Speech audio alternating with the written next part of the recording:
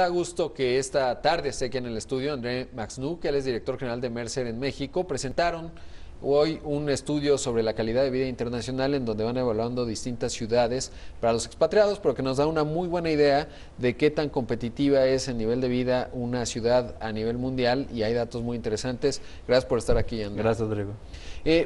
¿Cuáles son los hallazgos? Veía que Viena se encuentra en primer lugar, en Austria, y Bagdad, obviamente, pues un país que ha sido destrozado por la guerra y va emergiendo, está en el último, y pues la Ciudad de México y Monterrey son las dos que aparecen ahí de nuestro país, ¿no? Exacto. Bueno, Rodrigo, el estudio de calidad de vida de Mercer, de hecho, es importante saber que el gran objetivo es checar condiciones locales, principalmente para funcionarios de compañías que son transferidos de un lugar al otro. Entonces, imagina una compañía decidiendo sobre nuevas localidades, etc. Entonces, ¿cuáles son las condiciones mínimas de infraestructura, de suministro de agua, electricidad, violencia, y etc., ¿no? Entonces, hemos hecho esto por 19 años, ¿no? Y este año, como dijiste, Viena aparece en primer lugar. De hecho, las ciudades europeas dominan las 10 primeras posiciones, excepto Auckland en Australia y Vancouver en Canadá. En la secuencia, una mezcla de ciudades canadienses y norteamericanas y europeas. Con relación al estudio de Latinoamérica, pues básicamente las posiciones se mantuvieron lo mismo que los años pasados, y Monterrey y Ciudad de México igual. Monterrey, de hecho, mantiene la posición del año pasado, y Ciudad de México cale una posición. El más interesante, como comentábamos antes, es la parte de infraestructura, donde tuvimos un poquito más de atención en este año y analizamos un poco más de cuidado, porque imagina que ese estudio de Mercer, de hecho, para muchas empresas es una información importante para la toma de decisión sobre inversiones, ¿no? Claro. Y infraestructura es un aspecto bastante importante. Son temas como suministro de agua, de electricidad, aeropuertos, transporte público, congestionamiento. Y en este quesito particular, Monterrey y Ciudad de México están un poco más bajos, ¿no?, que la calificación general. Monterrey una posición y Ciudad de México 4. Las principales razones son, en términos de infraestructura general, de escuelas, servicios, etc., las dos van más o menos bien equiparadas.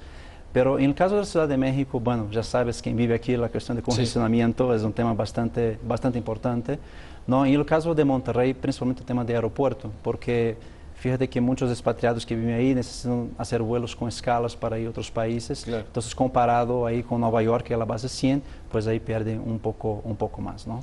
Qué interesante, sobre todo porque pues eso nos habla. Yo he sabido de compañías, por ejemplo, de España, que han traído sus cuarteles generales a México, o muchas empresas de tecnología que tienen sus cuarteles generales, a veces también por estrategias de negocios, de densidad de mercado, pero los tienen en Sao Paulo y no necesariamente en la Ciudad de México. ¿Cómo se ubica México a nivel de América Latina, incluyendo a Brasil?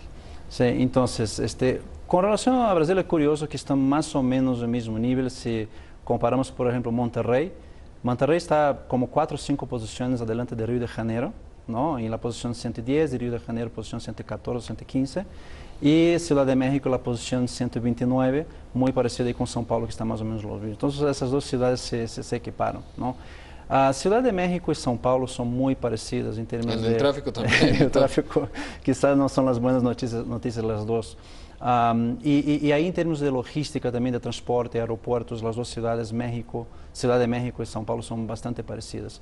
Y Río y Monterrey también, como son ciudades que tienen una calidad de vida pues superiores a São Paulo y Ciudad de México, pero en términos de infraestructura quizá un poco por detrás, ¿no? Y más temas como la calidad, menos contaminación o menor tráfico, congestionamiento, ese tipo de cosas, ¿no?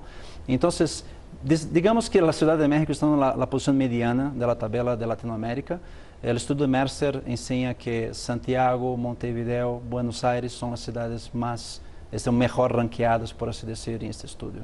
Ahora, ¿estará vinculado en el número de empresas afincadas en una ciudad con respecto a esto? Porque claro que entra dentro del cómputo, pero también mencionábamos las estrategias de negocio, ¿no? Pienso que Buenos Aires quizás la calidad de vida es mucho mejor, pero la volatilidad que había tenido hasta el arribo de Mauricio Macri, desde la óptica de negocios, pues no ayudaba mucho a establecer ahí una compañía. Sin duda. Son varios factores, y yo diría que calidad de vida es uno de ellos, ¿no? La estructura, etc. Si yo imagino que yo estoy enviando un ejecutivo principal de mi compañía a un otro lugar, yo quiero garantizar que tenga pues, una buena adaptación.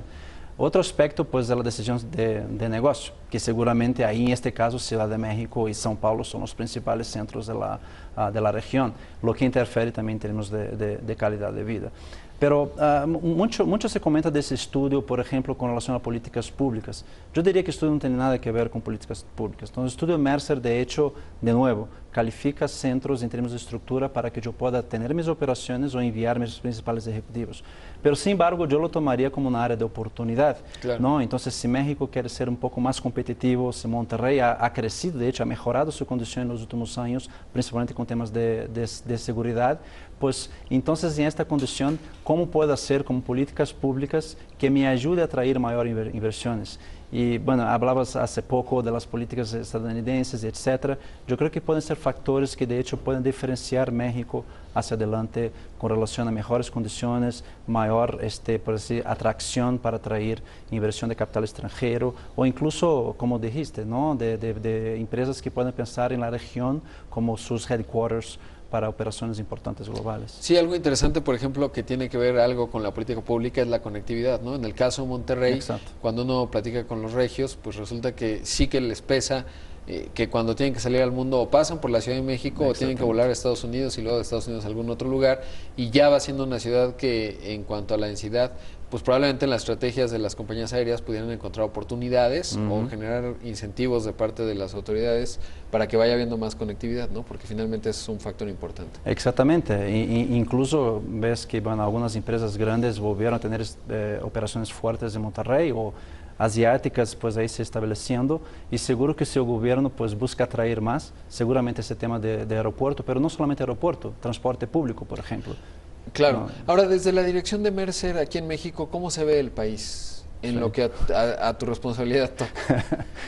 Mira, de hecho como hablamos antes, llevo más o menos un año y medio con la dirección general de Mercer en México y la verdad que la perspectiva del país yo creo que es bastante diferenciada de forma positiva, ¿no? Bueno, yo vengo de Brasil y ahí la situación económica y política va bastante pues, turbulenta, por así decir, y yo creo que México ha enseñado varios factores que se puede confiar o tiene como oportunidades de desarrollo diferenciado, ¿no? Entonces, como vemos, por ejemplo, las regiones de manufactura, la región de Bajío, pues, grande oportunidad del sector de energía, por ejemplo, pequeñas y medianas empresas, pues más de 90% de la economía es dirigida por esto. Entonces, México es un país con gran potencial de crecimiento. Y yo creo que, no entrando en tema económico, político ahí con Estados Unidos, pero creo que es una gran oportunidad de mirar hacia internamente cómo el país puede agregar valor. Ahí en Mercer estamos bastante confiados, ¿no? que hay mucha oportunidad de desarrollo y por ahí más o menos hemos buscado desarrollar nuestras soluciones y productos apoyando a varias empresas en desarrollo de su capital humano aquí en México. Pues André, un gusto, gracias por haber venido aquí a la televisión y bueno, pues seguramente estaremos hablando en radio también próximamente. Muchas gracias. Gracias por la invitación, Rodrigo. Vamos.